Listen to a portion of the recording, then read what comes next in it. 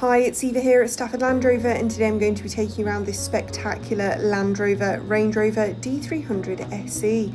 This vehicle features a 3-litre diesel engine, which is seamlessly mated to an automatic gearbox and is seen here today in Belgravia green.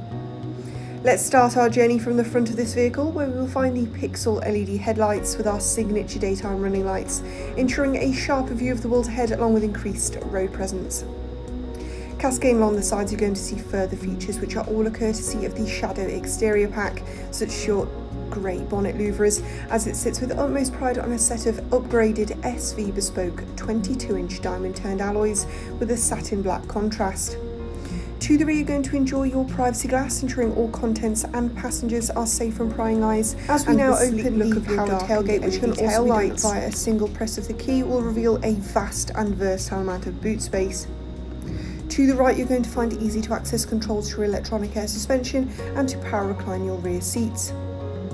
Into the rear, passengers are certainly going to enjoy their ebony perforated Windsor leather power recline heated rear seats, with their own climate control systems which they can tailor to their own individual preferences. Glimpsing into the cockpit reveals your 20-way heated electric front seats, ensuring every journey is as comfortable as the last. Taking a close look now at your fully leather heated steering wheel, and advancing over to your 13.1-inch Pivi Pro touchscreen, which is fully interactive, features Apple CarPlay, Android Auto, and provides great detail about your vehicle and its surroundings.